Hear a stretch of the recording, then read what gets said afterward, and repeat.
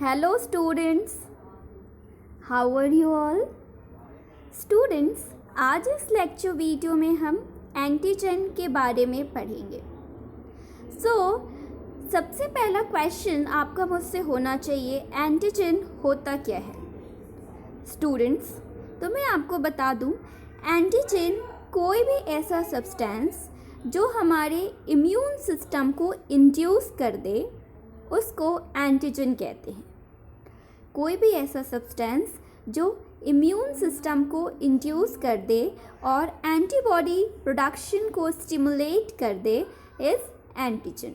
So any substance which when introduced parentally into the body stimulates the production of antibody specifically.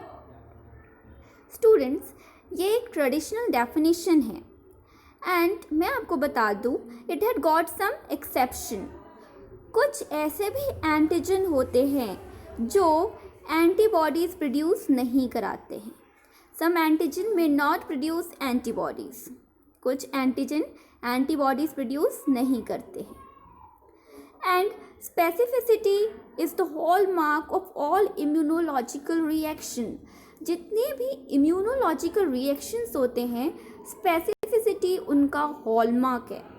Students, अगर हम antigen के function की बात करें कि क्या फंक्शन है एंटीजन का, तो सबसे पहला फंक्शन है इम्यूनोजेनिसिटी। अब आपका क्वेश्चन मुझसे हो सकता है इम्यूनोजेनिसिटी क्या है? तो मैं बता दूं, इम्यूनोजेनिसिटी क्या होता है? Induction of immune response. So antigen immune response को इंड्यूस करने की कैपेबिलिटी रखनी चाहिए। So first function is immunogenicity, मतलब इम्यून रिस्पॉन्स को इंड्यूस करना चाहिए, induction of immune response. And second function है इम्यूनोलॉजिकल रिएक्टिविटी। सो आपका क्वेश्चन होगा अब इम्यूनोलॉजिकल रिएक्टिविटी क्या होता है? तो स्पेसिफिक रिएक्शन विद एंटीबॉडीज और sensitized cells. Specific reaction antibodies और सेंसिटाइज्ड सेल्स के साथ को इम्यूनोलॉजिकल रिएक्टिविटी कहते हैं। सो सेकेंड फंक्शन है एंटीजन का इम्यूनोलॉजिकल रिएक्टिविटी। एंड इन्हीं फंक्शन के आधार पे एंटीजन को क्लासिफाई किया गया है as complete antigen and partial antigen. So आपका क्वेश्चन होगा कंप्लीट एंटीजन क्या होता है? तो complete antigen induce antibody formation and specific immune response. Complete antigen antibody formation को इंड्यूस करते हैं और स्पेसिफिक इम्यून रिस्पॉन्स को इंड्यूस करते हैं। जबकि partial antigen which is also called heptane, partial antigen एक स्पेसिफिक नॉन प्रोटीन सब्सटेंस है जो कि एंटीबॉडी फॉर्मेशन को इंड्यूस करने के लिए इनकैपेबल होता है अपने आप। हाँ, लेकिन ये इम्यून रिस्पॉन्स को एलिसिट करते हैं जब इनको हम कपल करते हैं करियर प्रोटीन के साथ। And complex hapten and simple hapten, दो तरीके के हैप्टेन होते हैं। सिंपल हैप्टेन यूनिवैलेंट होते हैं एंड कॉम्प्लेक्स हैप्टेन पॉलीवैलेंट होते हैं। 2 और मोर एंटीबॉडीज़ कंबाइनिंग साइट्स होती हैं कॉम्प्लेक्स हैप्टेन के पास। स्टूडेंट्स, अगर हम एंटीजन की स्ट्रक्चर की बात करें तो smallest unit of antigenicity, antigenic determinant is epitope. Antigenicity के स्मॉलेस्ट यूनिट को और एंटीजेनिक डिटर्मिनेंट को हम एपिटोप कहते हैं। एंड ये 4 से 5 अमीनो एसिड रेसिड्यूज और मोनोसेक्राइड रेसिड्यूज से बने होते हैं। Consist of 4 to 5 amino residues और monosaccharide residues and possess a specific chemical structure, electric charge and spatial configuration. And antigen capable होते हैं सेंसिटाइजिंग इम्यूनोसाइट्स को सेंसिटाइज करने के लिए। अगर हम पैरा एपिटोप की बात करें तो पैराटोप क्या होता है? तो स्टूडेंट्स, पैराटोप क्या होता है वो मैं आपको बता दूं। ये एंटीबॉडी मॉलिक्यूल का एक एरिया होता है जिस पर एपिटोप्स बाइंड करते हैं। Paratope area on antibody molecules on which epitope binds. Students, this produces specificity or antigenic reaction. Students, अगर हम बायोलॉजिकल क्लासेस ऑफ एंटीजन की बात करें, एंटीजन के बायोलॉजिकल क्लासेस की बात करें, तो depending on the ability to produce antibody formation, antigen are classified as T cell dependent, T cell independent.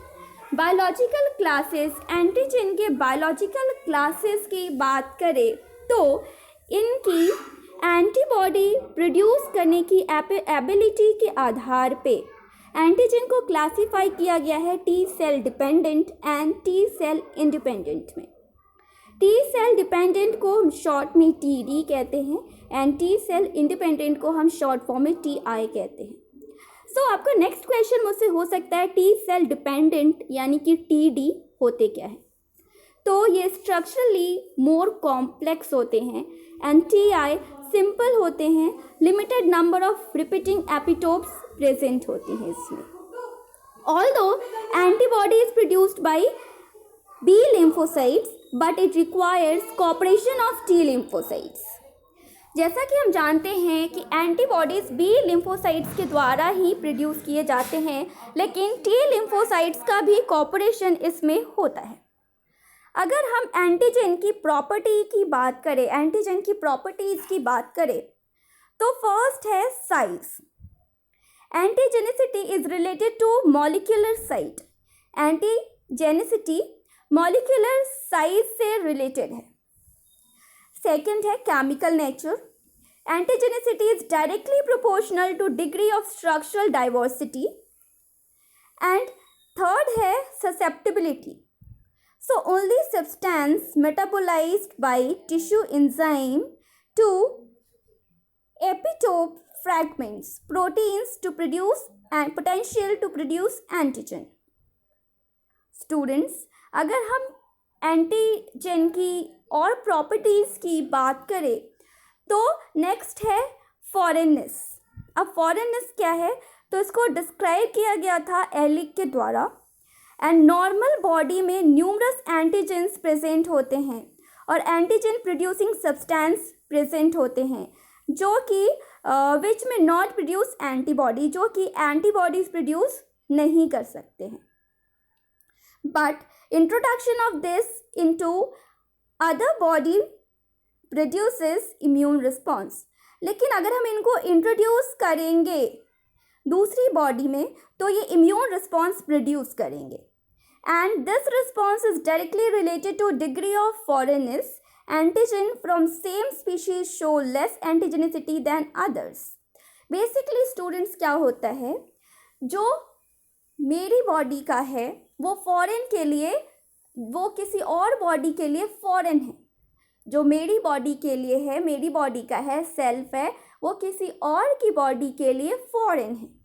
तो वो फॉरेन में यानी दूसरी बॉडी में इम्यून रिस्पॉन्स को प्रोड्यूस कर सकता है.